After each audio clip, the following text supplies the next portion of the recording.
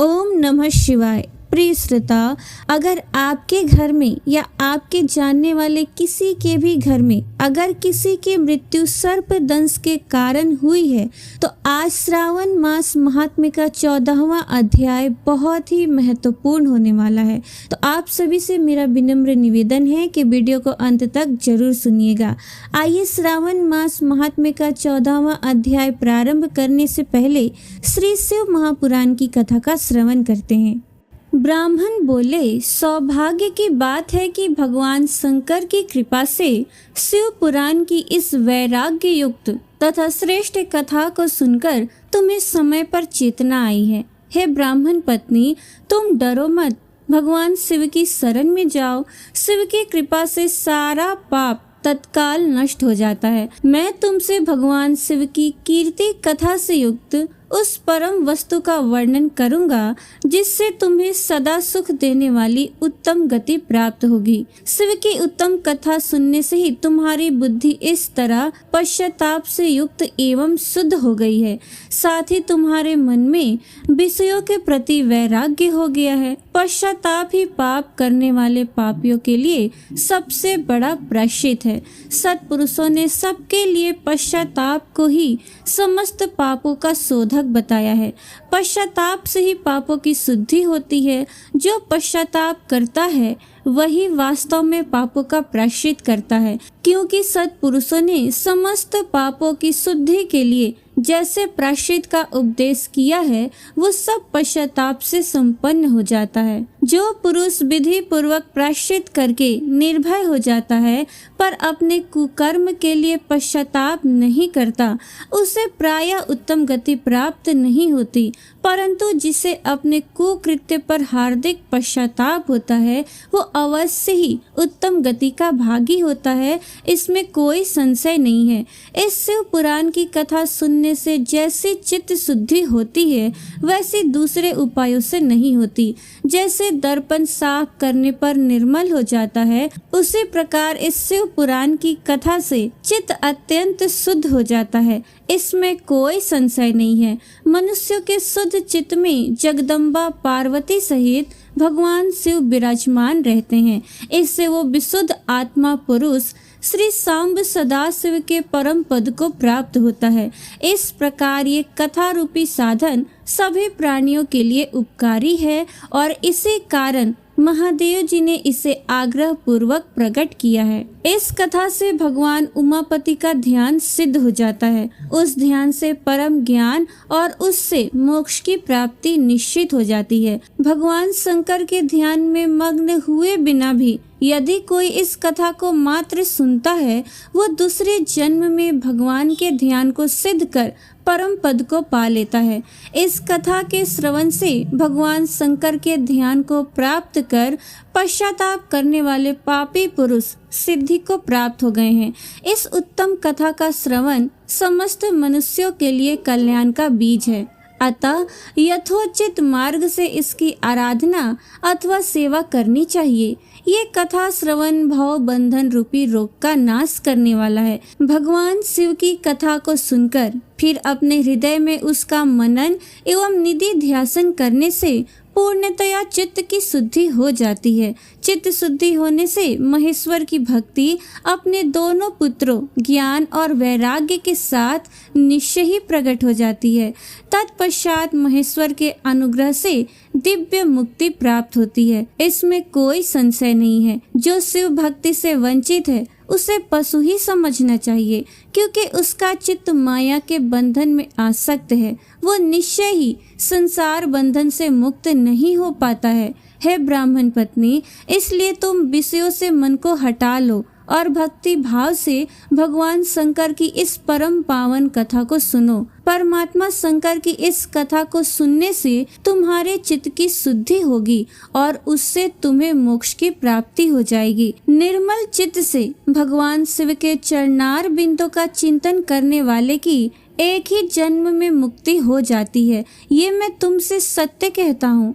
सूत जी बोले, सौनक, इतना कहकर वे श्रेष्ठ शिव भक्त ब्राह्मण मौन हो गए। उनका हृदय करुणा से भर गया था। वे शुद्ध चित्त महात्मा भगवान शिव के ध्यान में मग्न हो गए।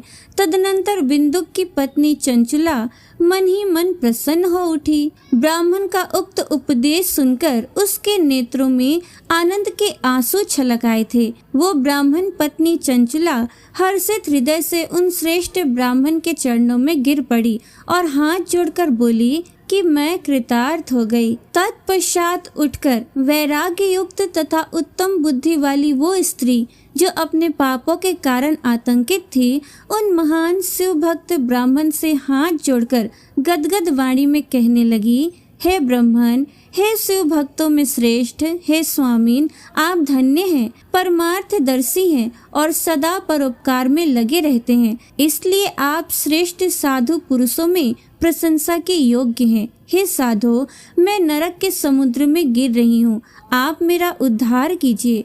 पौराणिक अर्थ तत्व से संपन्न जिस सुंदर शिव पुराण की कथा को सुनकर मेरे मन में संपूर्ण विषयों से वैराग्य उत्पन्न हो गया, उसी इस शिव पुराण को सुनने के लिए इस समय मेरे मन में बड़ी श्रद्धा हो रही है। सूत जी बोले, ऐसा कहकर हाथ जोड़ उनका अनुग्रह पाकर चंचुला उस शिव पुराण की कथा को सुनने की इच्छा मन में लिए उन ब्राह्मण देवता की सेवा में तत्पर होकर वहीं रहने लगी।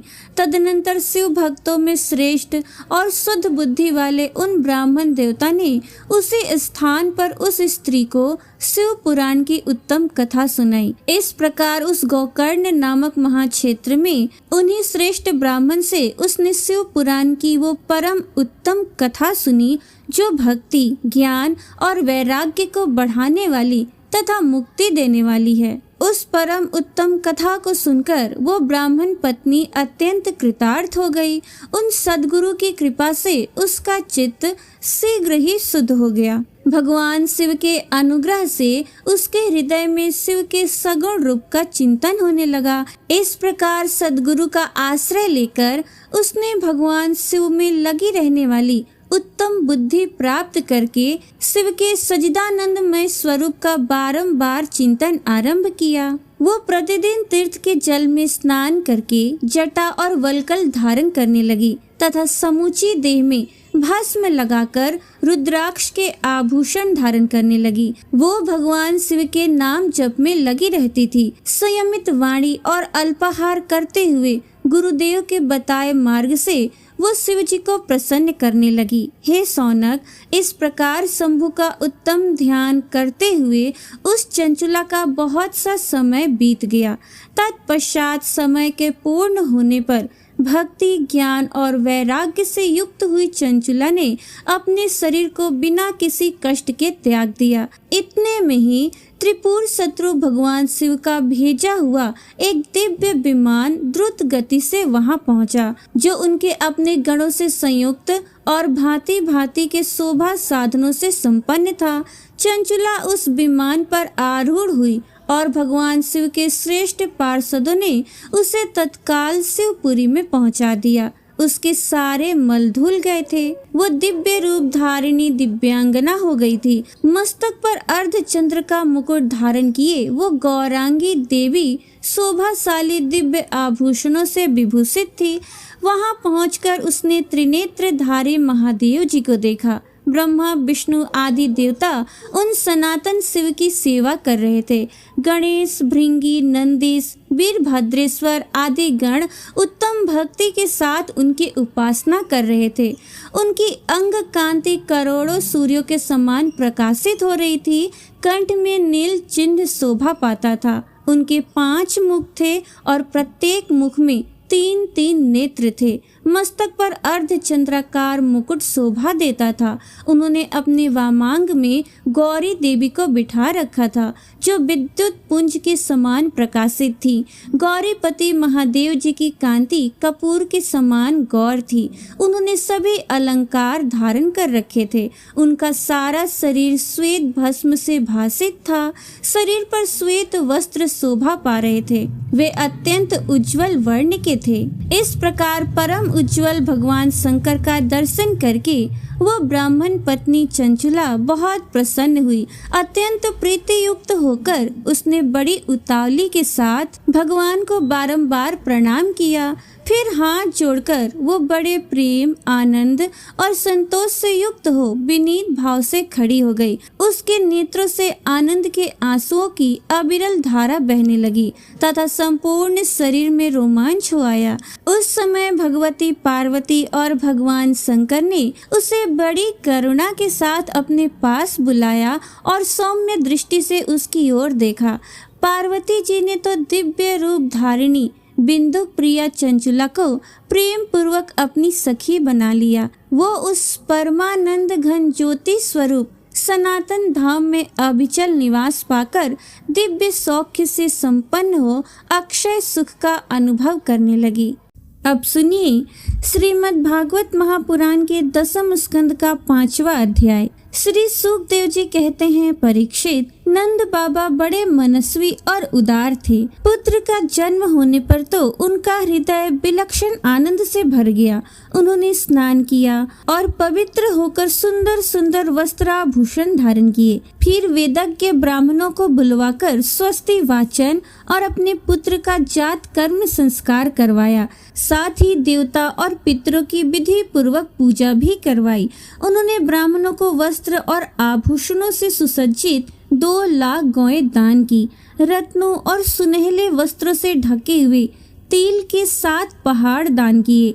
संस्कारों से ही गर्भ शुद्धि होती है, ये प्रदर्शित करने के लिए अनेकों दृष्टांतों का उल्लेख करते हैं। समय से, स्नान से, प्रक्षालन से, संस्कारों से, यज्ञ से, दान से और संतोष से द्रव्य शुद्ध होते हैं, परंतु आत्मा की शुद्धि तो आत्मज्ञान से ही होती है। उस समय ब्राह्मण, सूत, मागध और वंदीजन मंगलमय आशीर्वाद देने तथा स्तुति करने लगे। गायक गाने लगे, भेरी और दुंदुभिया बार बार बजने लगी। ब्रजमंडल के सभी घरों के द्वार, आंगन और भीतरी भाग झाड़ बुहाड़ दिए गए। उनमें सुगंधित जल का छिड़काव किया गया। उन्हें चित्र विचित्र ध्वजा, पताका, पुष्पों की मालाओं, रंग बिरंगे वस्त्र और पल्लवों की बंधनवारों से सजाया गया। गाय, बैल और बछड़ों के अंगों में हल्दी तेल का लेप कर दिया गया और उन्हें गेरू आदि रंगीन धातुएं, मोर पंख, फूलों के हार, तरह तरह के सुंदर वस्त्र और सोने की जंजीरों से सजा दिया गया। परीक्षित, सभी ग्वाल बहुमूल्य वस्त्र, गहने, अंगरखे और पगड़ियों से सुसज्जित होकर और अपने हाथों में भेंट की बहुत सी सामग्रियां ले लेकर नंद बाबा के घर आए। यशोदा जी के पुत्र हुआ है, ये सुनकर गोपियों को भी बड़ा आनंद हुआ। उन्होंने सुंदर सुंदर वस्त्र, आभूषण और अंजन आदि से अपना श्रृंगार किया। गोपियों के मुख कमल बड़े ही सुंदर जान पड़ते थे। उन पर लगी हुई कुमकुम ऐसी लगती मानो कमल की केसर हो।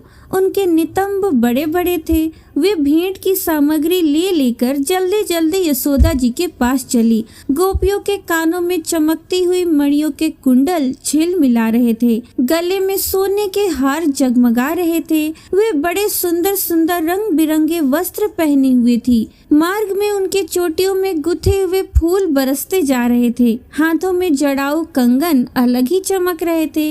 उनके कानों के कुंडल, पयोधर और हार हिलते जाते थे। इस प्रकार नंद बाबा के घर जाते समय उनकी शोभा बड़ी अनूठी जान पड़ती थी। नंद बाबा के घर जाकर वे नवजात शिशु को आशीर्वाद देती, ये चिरंजीवी हो, भगवान इसकी रक्षा करो, और लोगों पर हल्दी तेल से मिला हुआ पानी छिड़क देती तथा ऊंचे स्वर से मंगल गान करती थीं। भगवान श्री कृष्ण समस्त जगत के एकमात्र स्वामी हैं। उनके ऐश्वर्य, माधुर्य, वात्सल्य सभी अनंत हैं। वे जब नंद बाबा के ब्रज में प्रकट हुए उस समय उनके जन्म का महान उत्सव मनाया गया। उसमें बड़े बड़े विचित्र और मंगलमय बाजे बजाए जाने लगे। आनंद से मतवाले होकर गोपगण एक दूसरे पर दही, दूध, घी और पानी उड़ेलने लगे। एक दूसरे के मुंह पर मक्खन मलने लगे और मक्खन फेंक फेंक कर आनंद उत्सव मनाने लगे। नंद बाबा स्वभाव से ही परम उदार और मनस्वी थे। उन्होंने गोपों को बहुत से वस्त्र, आभूषण और गौएं दी। सूत, मागध, बंदी जनों, नृत्य, वाद्य आदि विद्याओं से अपना जीवन निर्वाह करने वालों तथा दूसरे गुणी जनों को भी नंद बाबा ने प्रसन्नता पूर्वक उनकी मुंह मांगी वस्तुएं देकर उनका यथोचित सत्कार किया। ये सब करने में उनका उद्देश्य यही था कि इन कर्मों से भगवान विष्णु प्रसन्न हो और मेरे इस नवजात शिशु का मंगल हो। नंद बाबा के अभिनंदन करने पर परम सौभाग्यवती रोहिणी जी दिव्य वस्त्र, माला और गले के भांति भांति के गहनों से सुसज्जित होकर गृह स्वामिनी की भांति आने जाने वाली स्त्रियों का सत्कार करती हुई विचर रही थी। परीक्षित, उसी दिन से नंद बाबा के व्रज में सब प्रकार की रिद्धि सिद्धियां अटखेलियां करने लगी और भगवान श्री कृष्ण के निवास तथा अपने स्वाभाविक गुणों के कारण वो लक्ष्मी जी का क्रीड़ा स्थल बन गया। परीक्षित, कुछ दिनों बाद नंद बाबा ने गोकुल की रक्षा का भार तो दूसरे गोपों को सौंप दिया और वे स्वयं कंस का वार्षिक कर चुकाने के लिए मथुरा चले गए। जब वसुदेव जी को ये मालूम हुआ कि हमारे भाई नंद जी मथुरा आए हैं और राजा कंस को उसका कर भी दे चुके हैं, तब वे जहाँ नंद बाबा ठहरे हुए थे वहाँ गए। वसुदेव जी को देखते ही नंद जी सहसा उठकर खड़े हो गए, मानो मृतक शरीर में प्राण आ गए हो। उन्होंने बड़े प्रेम से अपने प्रियतम वसुदेव जी को दोनों हाथों से पकड़कर हृदय से लगा लिया। नंद बाबा उस समय प्रेम से विहल हो रहे थे। परीक्षित, नंद बाबा ने वसुदेव जी का बड़ा स्वागत सत्कार किया। वे आदर पूर्वक आराम से बैठ गए। उस समय उनका चित्त अपने पुत्रों में लग रहा था। वे नंद बाबा से कुशल मंगल पूछकर कहने लगे, भाई, तुम्हारी अवस्था ढल चली थी और अब तक तुम्हें कोई संतान नहीं हुई थी, यहाँ तक कि अब तुम्हें संतान की कोई आशा भी न थी। ये बड़े सौभाग्य की बात है कि अब तुम्हें संतान की प्राप्ति हो गई है। ये भी बड़े आनंद का विषय है कि आज हम लोगों का मिलन हो गया। अपने प्रेमियों का मिलना भी बड़ा दुर्लभ है। इस संसार का चक्र ही ऐसा है। इसे तो एक प्रकार का पूर्व जन्म ही समझना चाहिए। जैसे नदी के प्रबल प्रवाह में बहते हुए बेड़े और तिनके सदा एक साथ नहीं रह सकते, वैसे ही सगे संबंधी और प्रेमियों का भी एक स्थान पर रहना संभव नहीं है, यद्यपि वो सबको प्रिय लगता है, क्योंकि सबके प्रारब्ध कर्म अलग अलग होते हैं। आजकल तुम जिस महावन में अपने भाई बंधु और स्वजनों के साथ रहते हो, उसमें जल, घास और लता पत्र आदि तो भरे पूरे हैं ना। वो वन पशुओं के लिए अनुकूल और सब प्रकार के रोगों से तो बचा है। भाई, मेरा लड़का अपनी माँ के साथ तुम्हारे व्रज में रहता है। उसका लालन पालन तुम और यशोदा करते हो, इसलिए वो तो तुम्ही को अपना माता पिता मानता होगा। वो ठीक तो है ना। मनुष्य के लिए वही धर्म, अर्थ और काम शास्त्र विहित है जिनसे उसके स्वजनों को सुख मिले। जिनसे केवल अपने को ही सुख मिलता है किंतु अपने स्वजनों को दुख मिलता है, वे धर्म, अर्थ और काम हितकारी नहीं है। नंद बाबा ने कहा, भाई वसुदेव, कंस ने देवकी के गर्भ से उत्पन्न तुम्हारे कई पुत्र मार डाले। अंत में एक सबसे छोटी कन्या बची, वो भी स्वर्ग सिधार गई। इसमें संदेह नहीं कि प्राणियों का सुख दुख भाग्य पर ही अवलंबित है। भाग्य ही प्राणी का एकमात्र आश्रय है। जो जान लेता है कि जीवन के सुख दुख का कारण भाग्य ही है, वो उनके प्राप्त होने पर मोहित नहीं होता। वसुदेव जी ने कहा, भाई, तुमने राजा कंस को उसका सालाना कर चुका दिया। हम दोनों मिल भी चुके। अब तुम्हें यहाँ अधिक दिन नहीं ठहरना चाहिए, क्योंकि आजकल गोकुल में बड़े बड़े उत्पात हो रहे हैं। श्री सुखदेव जी कहते हैं, परीक्षित, जब वसुदेव जी ने इस प्रकार कहा, तब नंद आदि गोपों ने उनसे अनुमति ली। बैलों से जुते हुए छकड़ों पर सवार होकर गोकुल की यात्रा की। प्रिय श्रोताओं, श्रीमद् भागवत महापुराण के 10वें स्कंद का 5वां अध्याय समाप्त हुआ। आगे के अध्याय का श्रवण आप कल के वीडियो में जरूर कीजिएगा।